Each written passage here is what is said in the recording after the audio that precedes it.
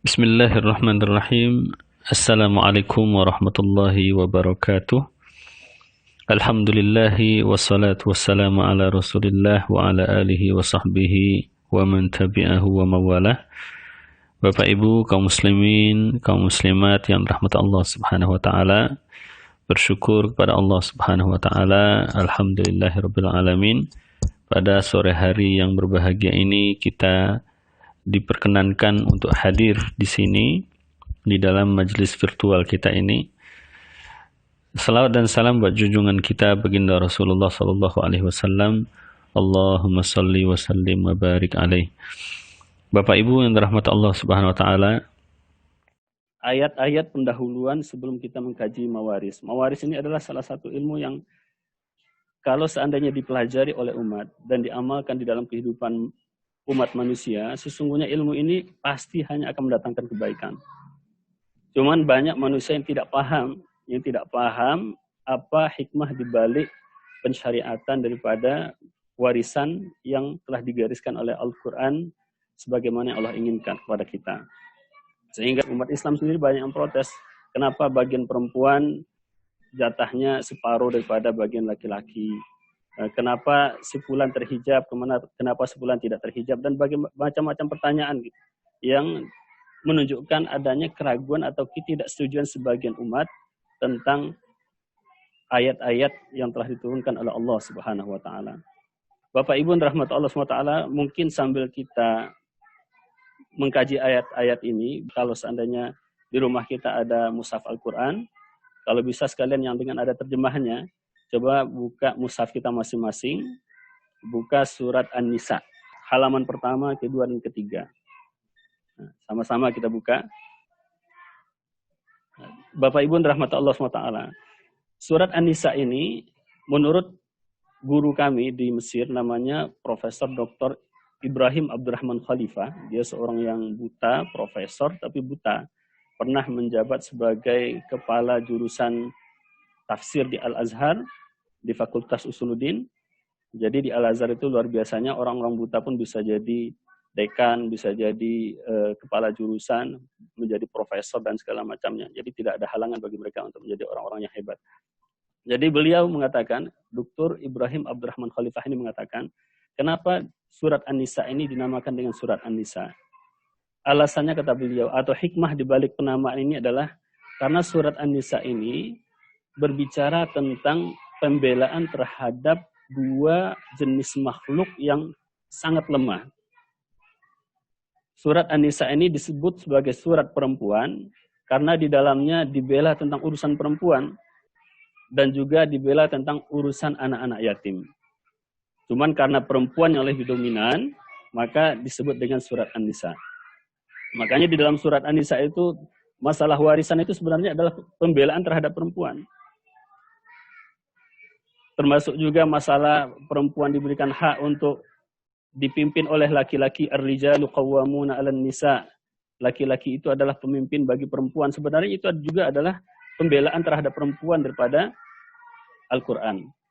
Jadi kenapa dia dinamakan dengan surat An-Nisa? Karena di dalamnya terdapat pembelaan terhadap kaum yang lemah, terutama kaum perempuan. Salah satunya adalah pembelaan di dalam masalah warisan. Bapak Ibu rahmat Allah Subhanahu wa taala. Sekarang kita coba buka ayat yang kedua. A'udzu billahi minasyaitonir rajim. Bismillahirrahmanirrahim. Wa atul yatama amwalahum wa la tatabaddalul khabitha bit-thayyib wa la ta'kulu amwalahum ila amwalikum innahu kana huban kabira.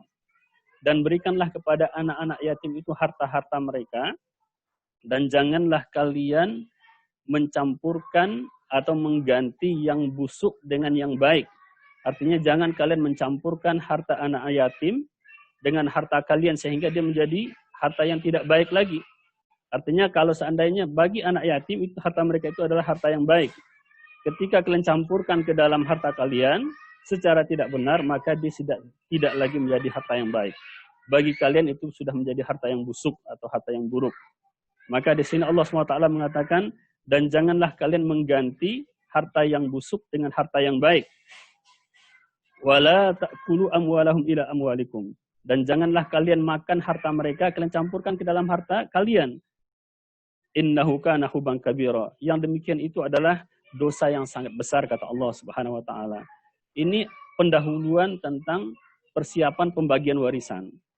Jadi ayat ini berbicara tentang perintah agar setiap orang memberikan harta anak yatim. Harta anak yatim berarti ini adalah harta warisan. Kan anak yatim kan tidak dapatkan harta kecuali dari warisan. Maka di sini, di dalam ayat ini Allah SWT mengawali ayat tentang warisan itu dengan perhatian kita terhadap anak-anak yatim. Kemudian Allah SWT melanjutkan, wa in khiftum alla tuqsitu fil yatama fankihu ma qabalakum minan nisa'i mathna wa thulatha wa ruba'. Fa in khiftum alla ta'dilu fawahidatan aw ma malakat aymanukum dzalika adna alla ta'ulu. Kalau seandainya kalian khawatir tidak sanggup untuk berlaku adil pada anak yatim. Jadi anak yatim ini adalah kalau secara syariat atau secara istilah, anak yatim ini adalah seorang anak yang telah ditinggalkan oleh orang yang mengkafilnya. Yang mengkafilnya di sini adalah bapak, karena kafil dari seorang anak atau ail, pemberi nafkah seorang anak itu adalah bapak pada dasarnya. Jadi di sini yang disebut anak yatim adalah anak yang tidak lagi punya bapak. Di sini Allah SWT menjelaskan, wa in khiftum alla tuqsitu fil yatama. Kalau seandainya kalian khawatir tidak sanggup untuk berlaku adil terhadap anak-anak yatim, pada ayat yang ketiga ini, yatama di sini maksudnya adalah yataman nisa. Anak yatim yang perempuan.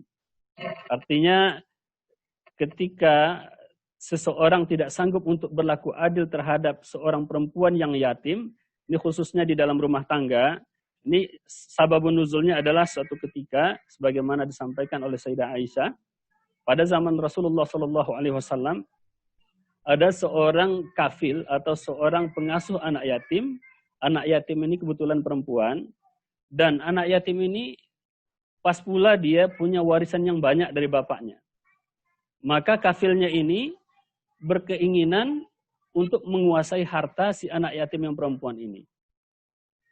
Cuman karena dia anak yatim, maka si pengasuhnya ini tidak berkeinginan untuk mencukupkan mahar atau tidak berkeinginan untuk membayarkan mahar untuk perempuan yang yatim ini sebagaimana layaknya atau sebagaimana standar yang umum yang harusnya didapatkan oleh perempuan sekelas dia pada masa itu.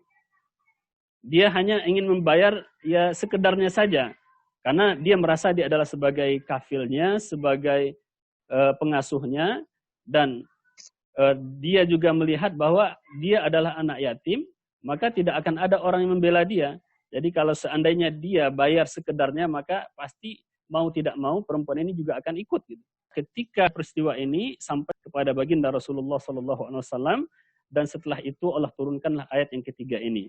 Maka ayat ini yang sering dikaitkan dengan masalah poligami, kalau kita runut proses kejadiannya, itu tidak terlepas daripada peran untuk bagaimana kita membela anak yatim.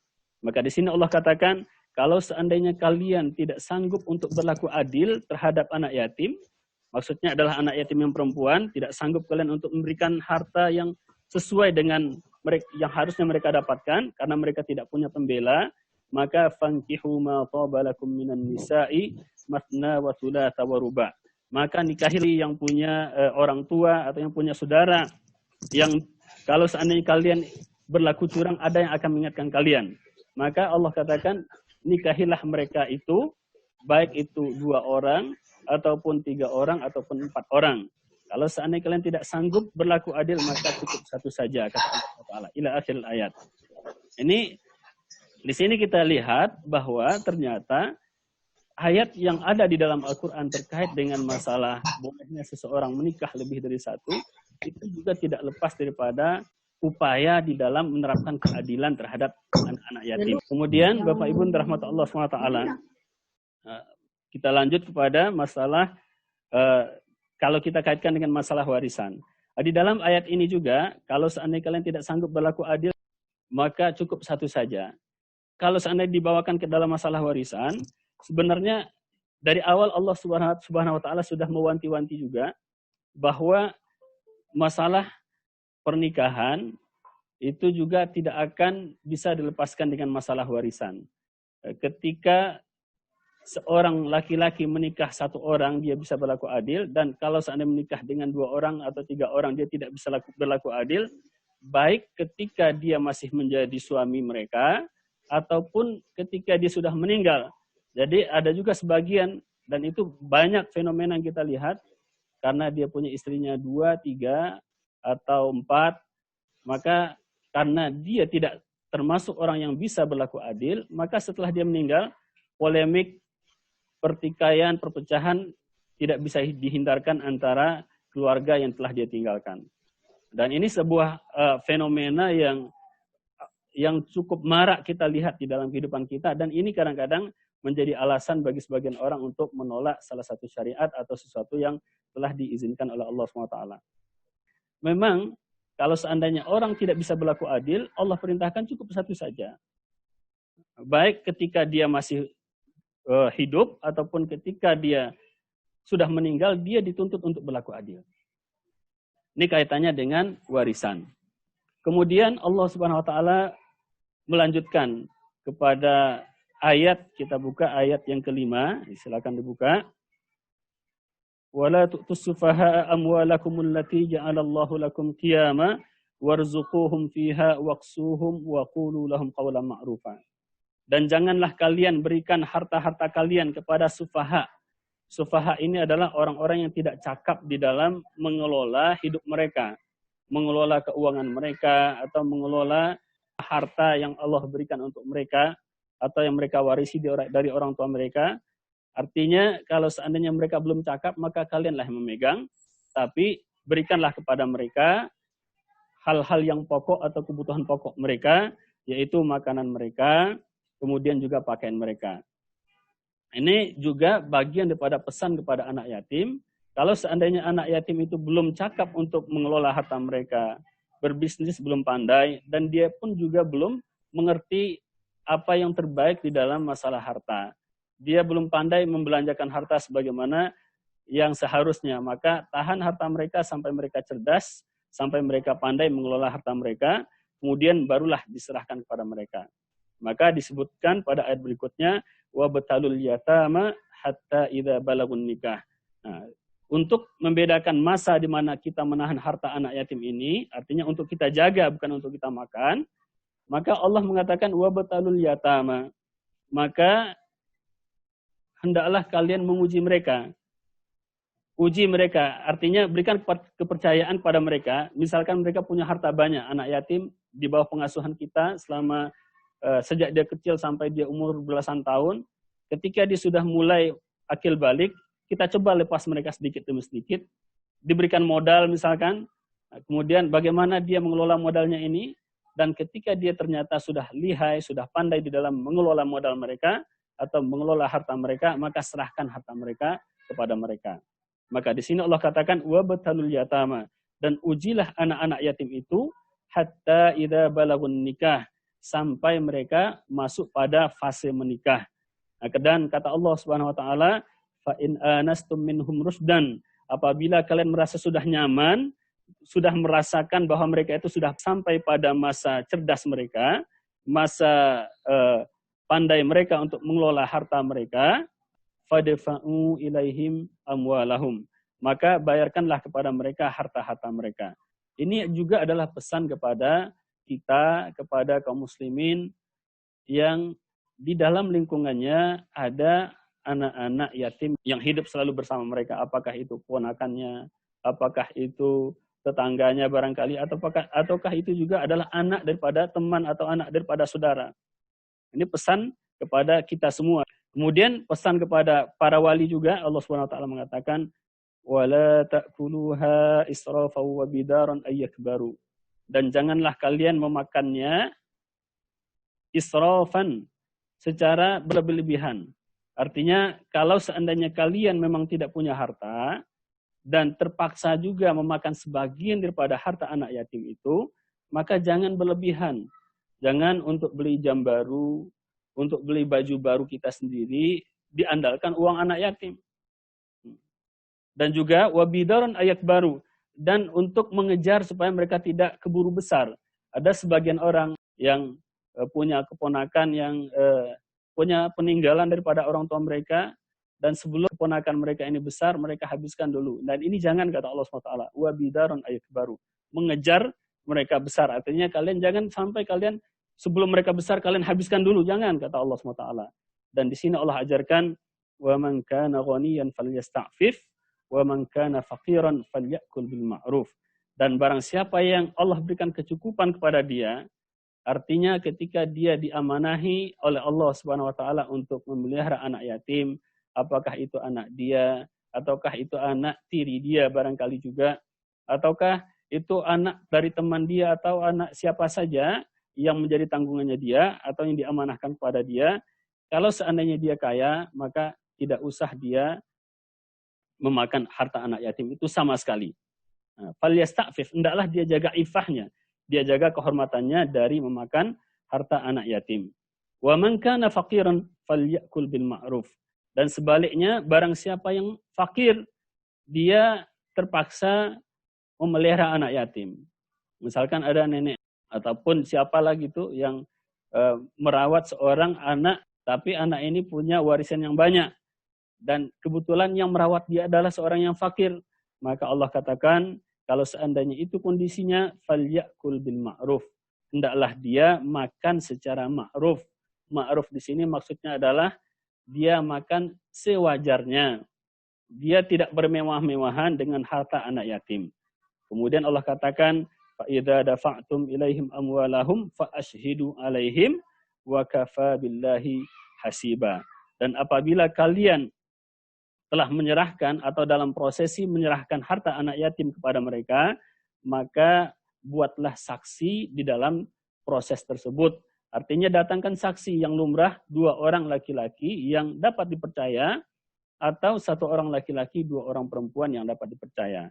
Sebagaimana di dalam ayat tentang masalah transaksi hutang disebutkan oleh Allah Subhanahu wa taala. Wa kafa billahi hasiba. Dan cukuplah Allah Subhanahu wa taala sebagai penghitung, kata Allah Subhanahu wa taala. Jadi ini sebelum kita lebih jauh membahas ayat berikutnya. Bapak Ibu rahmat Allah Subhanahu wa taala, di dalam ayat-ayat ini Allah Subhanahu wa taala menegaskan kepada kita tentang pentingnya bagi kita untuk memelihara harta anak yatim. Maka di awal Allah Subhanahu wa taala mengatakan wa atul yatama amwalahum, berikanlah kepada anak yatim harta mereka, harta anak yatim. Karena kenapa Allah mulai dengan ini? Kenapa Allah mulai dengan perintah memberikan harta kepada anak yatim? Karena banyak di dalam kehidupan kita bermasyarakat, kita saksikan ketika ada seseorang yang meninggal dan dia meninggalkan anak-anak yang masih kecil, atau dia meninggalkan ahli waris yang tidak mampu atau yang betul-betul mengandalkan orang dewasa yang masih ada, maka banyak orang-orang yang dewasa yang seharusnya menjadi amin atau menjadi pemegang amanah bagi orang-orang yang ditinggalkan ini, justru memanfaatkan. Karena memang sebagaimana Allah SWT mengatakan di dalam surah Al-Fajr ayat 19, di situ Allah SWT mengatakan bahwa kita ini banyak yang wa ta'kuluna at-turatha aklan lamma. Dan kalian itu memakan harta warisan itu betul-betul ingin melumat semuanya, ingin untuk kalian semuanya. Makanya banyak kita saksikan ketika orang tuanya masih hidup, mereka akur-akur saja. Ternyata ketika orang tua mereka sudah meninggal, pas datang giliran pembagian warisan, maka mulailah cekcok, mulailah pertengkaran terjadi di tengah keluarga. Saudara yang dahulunya dekat, saudara yang dahulunya akrab, yang dahulunya saling menyayangi, ketika datang masa pembagian warisan, mulailah renggang. Apalagi sudah masuk pihak yang apakah dari pihak istri daripada yang laki-laki ataukah suami daripada pihak yang perempuan sudah masuk pihak yang lain, maka semakin runyamlah dan semakin peliklah urusan pembagian warisan antara sesama mereka. Maka dari awal Allah SWT ingin menepis atau ingin kita melepaskan diri daripada ketamakan terhadap harta warisan. Harta yang bukan punya kita sebenarnya. Maka di dalam surat Al-Fajr itu Allah SWT mengatakan, Kalla bal la tukrimunal yatim wa la tahadduna ala tu'amil miskin wa ta'kuluna at-turatha aklan lamma. Kalian salah menilai, kata Allah Subhanahu wa taala. Kalian memandang bahwa harta adalah segala-galanya, kalian memandang bahwa harta itu akan menyelamatkan kalian, sehingga kalian tidak menganjurkan memberi makan fakir miskin. Kemudian kalian suka akan warisan, ingin kalian lumat semuanya, ingin kalian ambil untuk kalian semuanya. Dan ini adalah sebuah penyakit. Allah gandingkan dengan cinta dunia. Maka dari awal, hal yang harus kita tanamkan dalam diri kita adalah kita buang rasa cinta dunia itu dari diri kita dulu. Jangan sampai masuk ke dalam perut kita sesuatu yang tidak jelas kehalalannya. Maka dari awal Allah ingatkan kita, jangan makan harta anak yatim, berikan kepada mereka harta mereka. Dan di sini di dalam ayat yang kita bacakan tadi, Allah di situ masih agak lunak Allah di dalam ayat ini. Pada ayat berikutnya Allah katakan apa? Innal ladzina ya'kuluna amwalal yatama. Pada ayat yang ke-10 di situ kita lihat, innal ladzina ya'kuluna amwalal yatama dzulman innama ya'kuluna fi butunihim nara wa sayaslawna sa'ira. Sesungguhnya orang-orang yang memakan harta anak-anak yatim secara zalim, sesungguhnya yang mereka makan di dalam perut mereka itu adalah api neraka, kata Allah Subhanahu wa taala, wa sayaslawna sa'ira, dan kelak pada hari kiamat nanti mereka akan dimasukkan ke dalam neraka yang menyala-nyala, kata Allah Subhanahu wa taala. Jadi Allah mulai dari yang pelan dulu, lunak dulu, dijelaskan, kemudian terakhir Allah tegaskan. Sebelum Allah masuk di dalam pembahasan pembagian warisan secara angka, Allah tegaskan bahwa harta yang masuk, kalau seandainya itu tidak hak kalian, walaupun dari kerabat kalian, walaupun anak yatim itu adalah ponakannya sendiri, walaupun dia adalah anak dari teman dekat dia sendiri, walaupun dia adalah saudara dia sendiri, akan tetapi kalau seandainya dia makan harta tersebut secara zalim, maka sesungguhnya yang dia makan itu adalah harta yang haram dan dia memakan neraka, kata Allah SWT. Api yang dia masukkan ke dalam perutnya. Api yang dia masukkan ke dalam perut istri dan anak-anaknya. Itu kata Allah SWT. Jadi sebelum kita sibuk untuk pembagian, maka ini yang kita tanamkan dulu. Jangan sampai ketamakan terhadap harta mengalahkan ketundukan kita kepada Allah Subhanahu wa taala. Kalau seandainya dari awal sudah sama-sama legowo, yang bukan hak saya tidak mau masuk ke dalam harta saya. Nah, yang kalau harta sepulan, saya pengennya perginya kepada sepulan. Walaupun nanti misalkan ada di antara mereka yang saling mengikhlaskan, itu urusannya belakangan. Nah, itu urusannya terakhir. Tapi yang jelas dari awal, masing-masing kita, masing-masing anggota keluarga harus memastikan bahwa mereka bertekad untuk tidak makan harta yang tidak jelas kehalalannya. Karena ini fenomena Bapak Ibu, sebagian kita menganggap enteng ketika kita memakan harta saudara kita sendiri, baik itu saudara, adik kakak, ataupun keponakan dan segala macamnya, itu kadang-kadang kita menganggap enteng, karena menurut kita dia adalah bagian daripada kita. Padahal sebenarnya Allah SWT telah menegaskan, lirrijali nasibum mimma tarakal walidani wal aqrabun. Untuk laki-laki ada jatah yang pasti, kata Allah SWT. Ada jatah yang sudah ditegaskan, ditetapkan oleh Allah SWT dari peninggalan orang tua. Artinya masing-masing orang itu ada jatahnya, dan jatahnya itu tidak boleh diambil oleh walaupun saudara dia sendiri. Walin nisa'i nasibum mimma tarakal walidani wal aqrabun.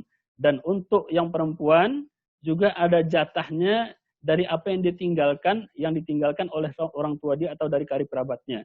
Nasibah mafruḍah. Dan itu adalah nasib atau jatah yang sudah paten, kata Allah. Yang sudah fardu hukumnya, artinya sudah jatah mereka. Makanya namanya ilmu faraid. Faraid itu kan sama dengan fardu. Fardu itu artinya wajib. Artinya ini jatah yang diberikan kepada mereka itu wajib. Urusan nanti mereka rela atau mereka kembalikan itu urusan setelah perhitungan. Tapi ketika pembagian itu harus dibagi secara jelas gitu. Nah, gitu. Jadi ini beberapa ayat yang perlu kita perhatikan sebelum kita masuk ke dalam proses pembahasan pembagian jatah masing-masing daripada orang-orang yang mendapatkan jatah di dalam masalah warisan. Kemudian pada ayat berikutnya langsung kita kepada ayat yang ke-11. Ini ayat tentang pembagian warisan. Jadi sebenarnya ayat tentang warisan ini tidak banyak. Kalau kita kuasai beberapa ayat ini, sebenarnya itu sudah menjadi modal dasar bagi kita untuk memahami masalah pembagian warisan. Yang penting kita hafalkan beberapa ayat ini. Dari ayat yang kita bacakan tadi, cuman yang tadi itu kan sebagai pendahuluan saja. Tapi kalau masalah pembagiannya ada di ayat-ayat yang ke depan ini. Yang pertama adalah ayat 11, lanjutan dari yang tadi. Di situ Allah SWT mengatakan, A'udzubillahi minasyaitonirrajim, yusikumullahu fi auladikum lidzakari mithlu hadzil unthayain. Allah mewasiatkan kalian pada anak-anak kalian. Artinya wasiat di sini adalah berpesan untuk masalah pembagian warisan. Lidzakari mithlu hadzil unthayain, yang mana anak laki-laki mendapatkan jatah 2 anak perempuan.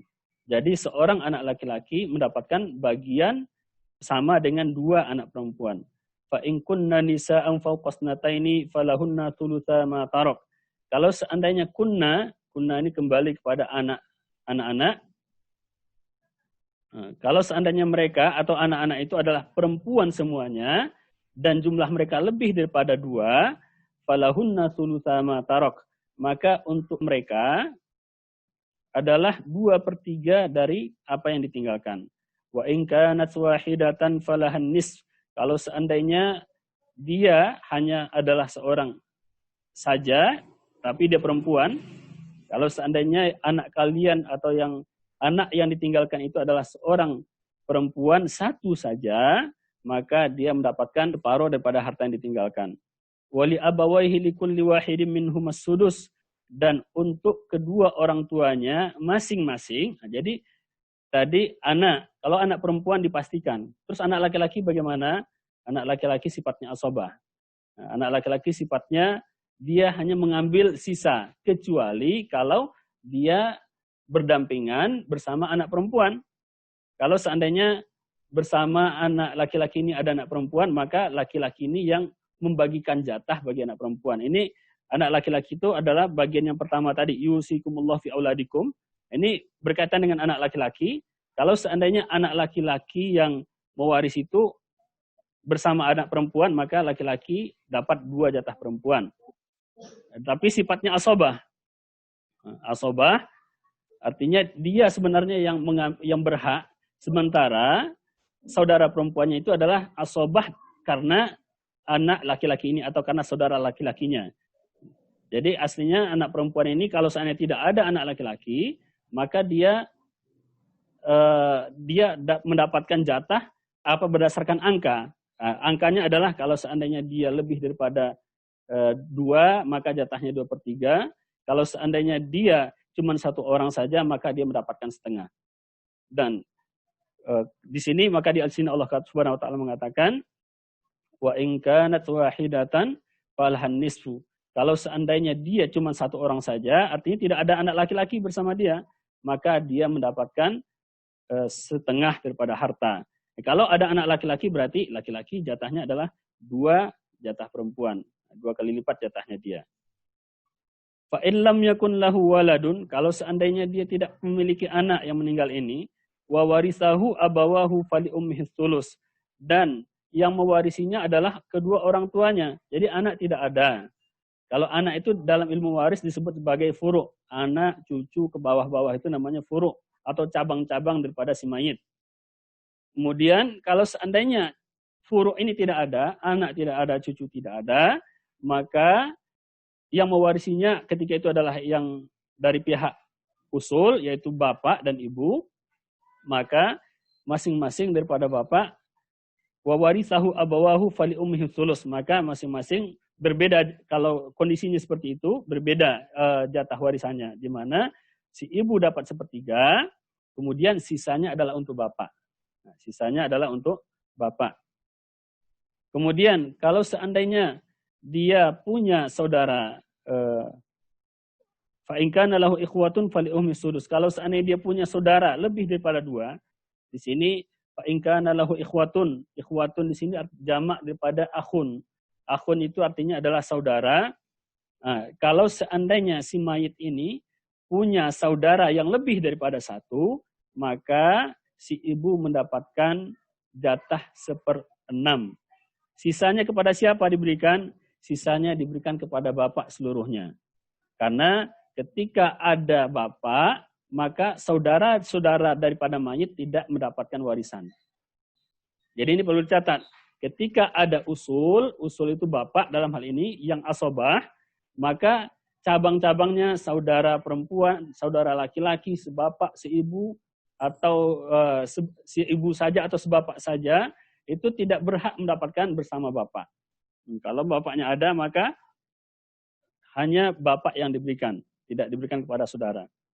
Kecuali kalau seandainya anak yang meninggal ini atau mayit yang meninggal ini meninggalkan anak, misalkan dia meninggal sudah menikah, punya cucu gitu, atau punya anak, jadi si bapak dia berarti punya cucu, maka cucu dia dapat jatah dan mengurangi jatah si bapak daripada si mayit.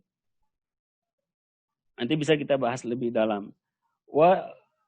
Kalau seandainya di sini fa in kana lahu ikhwatun fali ummis sudus, kalau seandainya dia punya banyak saudara atau lebih daripada 2, maka jatah ibunya adalah 1/6 dan selebihnya diberikan kepada bapak. Kenapa di sini ada alasan kalau dia seandainya dia punya saudara, maka jatah ibu jadi kurang. Terus kenapa tidak diberikan kepada saudara? Kenapa seluruhnya diberikan kepada bapak? Nah, karena di sini Islam juga menjaga di dalam masalah kehidupan keluarga kita, kalau seandainya bapak masih ada dan ternyata bapaknya ini masih punya banyak anak, maka biasanya bapak itu pasti dia juga akan menjadi penanggung jawab terhadap anak-anaknya.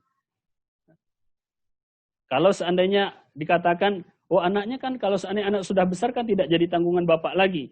Maka di sini gunanya adalah untuk menjaga perasaan si bapak. Jadi si bapak tidak bersaing dengan anak dia sendiri gitu. Kalau seandainya dibuat pula bapak bersaing dengan saudara semayit, maka di sini akan ada persaingan antara bapak dengan anak dia sendiri. Padahal anak yang meninggal ini atau mayit yang meninggal ini adalah anak dia gitu. Dan mereka yang hidup dari saudara-saudara mayit ini juga adalah anak dia. Dan nggak mungkin dong dia disamakan dengan anak-anak dia sendiri atau dipersaingkan dengan anak dia sendiri. Kemudian min ba'di wasiyatin yusi biha audain. Setelah ditunaikannya wasiat yang maksimalnya adalah 1/3 dari harta yang telah diwasiatkan oleh si mayit atau setelah dibayarkan hutangnya. Kalau wasiat maksimal 1/3, kalau hutang itu seberapapun. Kalau memang dia punya hutang habis seluruh harta, maka sebagian ulama mengatakan harus dibayarkan seluruh hartanya dan tentu saja kerabat yang sayang kepada si mayit pasti akan menunaikannya. Tapi sebagian lagi mengatakan yang wajib ditunaikan oleh ahli waris hanyalah 1/3 saja sebagaimana wasiat. Tapi kita kembalikan kepada hati nurani kita masing-masing. Karena dalam hal ini pasti akan ada perbedaan. Aba'ukum wa abna'ukum la tadruna ayyuhum aqrabu lakum naf'a fariidatan minallahi innallaha kana aliman hakima. Bapak kalian atau anak kalian tidak tahu mana yang lebih dekat manfaatnya untuk kalian. Apakah bakti kepada orang tua yang lebih baik bagi kalian ataukah tanggung jawab kalian terhadap anak? Hanya Allah yang tahu. Artinya tunaikanlah kewajiban kalian ke bawah dan juga tunaikan juga kewajiban kalian ke atas kepada orang tua kalian. Sebagai fardu, faridah atau sebuah kewajiban daripada Allah, sesungguhnya Allah Maha mengetahui lagi Maha Hakim. Jadi ini ayat yang ke-11. Ini ayat yang pertama tentang masalah pembagian. Nah, sebelum kita masuk pada masalah berikutnya, sambil kita baca komen-komen yang ada di grup. Oke, terima kasih. Assalamualaikum. Ini dari Ibu Fetna Yeti. Ini beliau bersama saya dulu di Kairo. Selamat datang Ibu Fetna, terima kasih telah join sama kita. Dari Bapak Ihsan, Assalamualaikum Ustaz, bagaimana menyikapi sebuah keluarga yang ingin membagi warisan dengan perhitungan bagi rata ke semua anak-anaknya, baik laki-laki maupun perempuan? Waalaikumsalam warahmatullahi wabarakatuh, Bapak Ihsan. Ketika Allah Subhanahu wa taala mensyariatkan adanya faraid yang di sini Allah sebutkan faridah. Bahkan di dalam ayat berikutnya, coba Bapak buka ayat coba buka Al-Qur'annya, lihat ayat 13. Coba buka ayat 13. Nah, silakan buka ayat 13 surah An-Nisa. Ini mau nanya tuh warisnya. Ya Pak. Di situ Allah SWT mengatakan tilka hududullah. Itu adalah hududnya Allah. Artinya hududnya adalah batasan yang Allah sudah tetapkan. Kemudian Allah katakan wa may yuti'illaha wa rasulahu yudkhilhu jannatin tajri min tahtihal anhar. Barang siapa yang taat kepada Allah dan Rasulnya, Allah akan masukkan dia ke dalam surga. Wa may ya'sillah, pada ayat berikutnya, barang siapa yang memaksiati Allah dan Rasulnya, wa yata'adda hududahu yudkhilhu narun khalidan fiha. Maka Allah akan masukkan dia ke dalam neraka, kekal lagi dia di dalamnya. Jadi ini ayat yang diletakkan oleh Allah SWT setelah ayat faraid. Karena memang Allah mengatakan sebelumnya faridatan minallah, sebagai sebuah kewajiban daripada Allah. Jadi bagaimana kalau seandainya ada saudara yang ingin bagi rata semua? Kalau seandainya memang itu kejadian setelah si mayit meninggal, maka sesungguhnya kalau kita betul-betul taat kepada hukum Allah SWT, maka sebaiknya hitung dulu dengan pembagian warisan sesuai dengan syariat. Karena Bapak Ibu rahmat Allah SWT, Allah Subhanahu wa taala yang di sini Allah sebutkan innallaha kana aliman hakima. Sesungguhnya Allah Subhanahu wa taala Maha mengetahui lagi Maha bijaksana lagi Maha hakim. Allah tahu tentang tabiat diri kita. Kalau seandainya pembagian rata itu menurut kita adalah pembagian yang adil, tapi adilnya hanya dari sisi perhitungan angka saja. Tapi tidak adil sebenarnya dari sisi-sisi yang lain. Kalau seandainya memang dibagi rata, berarti siapa pemimpin di antara saudara-saudara yang masih ada itu? Misalkan orang tua meninggal, kemudian anaknya bagi rata semua, terus siapa yang di antara mereka menjadi pemimpin di antara mereka? Siapa yang akan bertanggung jawab? Taruhlah misalkan si perempuan sudah menikah dengan suaminya, yang laki-laki pun, anak laki-laki yang ditinggalkan juga sudah menikah dengan yang lain, sudah punya rumah masing-masing. Terus kalau seandainya nanti si saudara perempuan yang sudah menikah, misalkan dia bercerai, terus kepada siapa dia mengadu? Kalau seandainya di antara dia bersaudara, tidak ada yang dijadikan sebagai pemimpin di antara mereka.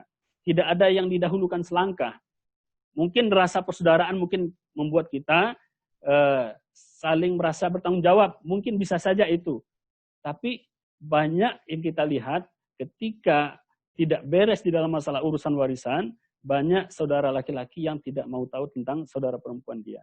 Ya kenapa? Karena awalnya barangkali masalah pembagian warisan. Maka di sini Allah Subhanahu wa taala memberikan solusinya bagi kita. Allah yang menciptakan kita, Allah tahu tabiat laki-laki. Akan berbeda rasanya bagi seorang laki-laki ketika saudara perempuannya memberikan lebih kepada dia. Tentu rasa sayang dia kepada perempuan yang saudaranya ini, kemudian kepada ponakan-ponakan dia, barangkali dia bisa memberikan lebih kepada keluarga daripada adik atau saudara perempuannya ini dibandingkan dengan jumlah warisan yang mungkin dilebihkan untuk dia ketika pembagian warisan. Nah, maka di sini Allah mengetuk juga hati kita. Jadi Allah tidak hanya masalah pembagian dengan angka saja, kita menilainya angka saja. Dan setelah itu kita tidak memperhatikan sisi kepemimpinan laki-laki, pembelaan laki-laki gitu. Jadi masalahnya kenapa laki-laki dilebihkan itu bukan karena laki-laki kalau dia nikah tentu dia harus bayar nafkahnya, kemudian maharnya kepada istri dia. Bukan dari sisi itu aja, tapi juga dari sisi pembelaan dia terhadap saudara perempuannya dia. Maka dalam hal ini sebelum dibagi secara rata, ya bagi dulu secara syariat. Nanti setelah itu kalau seandainya akan dibagi juga dan semua rela, kalau semuanya rela maka silahkan diserahkan saja kepada kebijaksanaan ketika itu. Kalau semuanya sudah rela, artinya tidak ada paksaan di dalamnya, karena Rasulullah SAW mengatakan la yahillu mal imri'in muslim illa an tayyibin nafsin minhu. Tidak halal harta seorang muslim kecuali dengan adanya kerelaan hati daripada saudara muslim tersebut. Jadi bagi dulu secara syariat, kemudian setelah itu mau diserahkan kembali dan kemudian diserahkan secara rata, itu setelah pembagian syariat itu terserah mereka. Berarti mereka ingin bersedekah kepada saudara mereka sendiri dan itu pahalanya 2 kali lipat. Tapi tetap syariat Allah harus kita utamakan. Jadi semangatnya bukan karena ingin menguasai, artinya yang pihak perempuan dia mendapatkan rata itu bukan karena ketamakan dia terhadap harta, tapi karena memang betul-betul dari pemberian yang tulus daripada saudara laki-laki dia. Kalau itu boleh. Kalau itu boleh. Mungkin Bapak Ibu bisa lihat juga pada ayat sebelumnya, di situ Allah berbicara tentang seorang laki-laki ini. Pada ayat keempat, di situ Allah berbicara tentang seorang laki-laki yang memakan harta istrinya. Ini jangankan harta saudara, ya, harta istri sendiri nggak boleh dimakan secara tidak benar. Di situ Allah mengatakan apa? Wa atun nisaa saduqatihinna nihlah, dan berikanlah kepada perempuan istri-istri kalian itu sedekahnya atau maharnya secara tulus, betul-betul karena pemberian yang betul-betul datang dari hati, yang ikhlas, yang tulus. Nihlah ini di atas tulus lagi, di atas betul-betul bahagia ketika memberikan gitu. Bukan lepas ya terserahlah gitu. Kalau orang ikhlas biasa kadang-kadang menganggapnya begitu. Jadi lebih daripada itu. Fa in tibna lakum an syai'in minhu nafsan fakuluhu hani'an mari'a. Kalau seandainya perempuan-perempuan itu atau istri-istri kalian itu merasa ridho hati mereka, kalian makan dari sebagian harta mereka itu, maka makanlah dia sebagai makanan yang halal, yang baik lagi lezat, kata Allah Subhanahu wa taala. Artinya harta istri sendiri pun yang merupakan barangkali sebagian daripada harta itu adalah nafkah daripada suami. Tetap tidak boleh bagi seorang suami untuk memakannya secara tidak benar. Jadi termasuk juga harta saudara, walaupun dia adalah saudara sendiri, tetap harus mendapatkan keridhaan, keikhlasan daripada dia. Kita masuk pada Bapak Hani Noviandra. Assalamualaikum Ustaz, izin mau tanya. Waalaikumsalam warahmatullahi wabarakatuh. Mengenai ilmu waris, jika ada satu keluarga di mana hanya satu dari 6 ahli waris, 3 laki-laki dan 3 perempuan menghendaki pembagian waris secara Islam, bagaimana sikap yang diambil oleh satu ahli waris itu? Apakah ia menolak pembagian waris atau mengikuti kesepakatan keluarga yang lainnya? Jadi sepertinya sudah terjawab tadi ya. Jadi usahakan bagi dulu secara Islam, karena ini berkaitan dengan masalah rela dan tak rela. Kalau tidak rela berarti kita memakan harta yang bukan punya kita secara tidak benar. Jadi sebaiknya kalau seandainya memang tidak mungkin lagi, tidak mungkin lagi dibagi secara Islam, kalau dia ingin mengambil haknya, dia bisa ke pengadilan sebenarnya. Tapi kalau seandainya dia siap untuk ikhlas-ikhlas saja, ya berarti dia ikhlaskan aja. Jadi dia silahkan saja saudaranya, tapi kalau dengan hati yang mendongkol nggak akan ikhlas juga, maka ya silakan dibawa ke pengadilan atau pihak yang berwajib diurus di sana. Itu kalau seandainya kita strength. Tapi kalau seandainya seorang muslim itu, Rasulullah mengatakan rahimallahu imra'an samhan idza ba'a wa idza ishtara. Allah merahmati seseorang yang punya rasa tasamuh, punya rasa toleransi, punya jiwa rela. Kalau seandainya dia berjual beli, ketika dia membeli dia rela dengan kekurangan atau cacat yang ada pada barangnya, atau mungkin dia terlalu mahal, ikhlas saja dia. Dan begitu juga ketika dia menjual pun dia tidak hanya mencari keuntungan saja, tapi betul-betul dia ada toleransi di dalamnya. Jadi boleh Pak, kalau ingin diikhlaskan saja boleh. Kalau seandainya tidak sanggup lagi, tidak ingin juga berperkara, walaupun berperkara itu pada zaman Rasulullah juga ada yang begitu, berperkara juga. Sayyidah Fatimah datang kepada Abu Bakar meminta warisan Rasulullah SAW. Tapi kata Abu Bakar, sebagaimana yang beliau dapatkan dari Rasulullah SAW, bahwa para nabi itu kalau sudah meninggal, harta dia tidak diwariskan, tapi dijadikan sebagai sedekah. Akhirnya Sayyidah Fatimah pun kembali pulang dan beliau kecewa. Jadi nggak apa-apa kalau seandainya kita bawa ke pengadilan, walaupun memang ya kalau sekarang ini kalau dibawa ke pengadilan rasanya gimana gitu. Tapi hukum Allah itu lebih patut untuk kita perhatikan. Gitu. Wallahu a'lam bishawab. Ini ada dari Bapak Muhammad Abdullah. Waalaikumsalam. Izin saya ada survei kecil, hasilnya banyak yang tidak mengamalkan ilmu mawaris, bahkan dari golongan yang terpelajar. Apa pesan Ustadz atas kondisi ini? Jadi dalam kondisi sekarang, memang Ya, karena ketidakpahaman banyak orang yang tidak mengamalkan apa yang telah diajarkan dan diperintahkan oleh Allah Subhanahu wa taala, termasuk masalah warisan ini. Jadi pesan saya, jadi kalau seandainya kepada kita semua, kepada para tokoh-tokoh sebuah suku atau sebuah keluarga, ya misalkan dia sebagai, kalau di Minang itu dia sebagai penghulu, kalau di biasanya di kota-kota besar juga ada setiap keluarga itu dia punya tokoh atau orang tua yang dituakan. Maka saran saya kepada para tokoh-tokoh seperti itu, mari kita galakkan lagi tentang masalah pembagian warisan dan ditanamkan rasa sayang terhadap keluarga, rasa cinta kepada keluarga dengan tidak memanfaatkan keluarga yang lain gitu. Jadi jangan sampai kematian salah satu keluarga menjadi alasan bagi kita untuk menzalimi anak-anak keturunannya dia. Jadi itu tanda tidak sayang pada keluarga. Jadi pererat hubungan keluarga, kemudian bahas lagi masalah warisan ini di tengah keluarga melalui para tokoh-tokoh tersebut. Jadi dibahas secara benar supaya tidak pecah. Jadi kalau warisannya sudah tidak beres, biasanya ke bawah-bawahnya juga tidak akan beres. Biasanya ke bawah-bawahnya juga akan pecah. Lama, kalau pada level anak-anak, misalkan seorang mayit meninggal, kemudian anaknya pecah. Kalau pada level anaknya sudah pecah, maka bisa dipastikan ke bawah, ke generasi cucu, cicit, ke bawah-bawahnya itu pasti juga akan susah untuk lebih dekat lagi. Jadi menurut saya itu yang bisa kita lakukan. Kita ajarkan lagi sebagaimana yang diperintahkan oleh Rasulullah SAW, allimuha, ta'allamuha wa'allimuha. Pelajarilah dia, kemudian ajarkan dia kepada yang lain.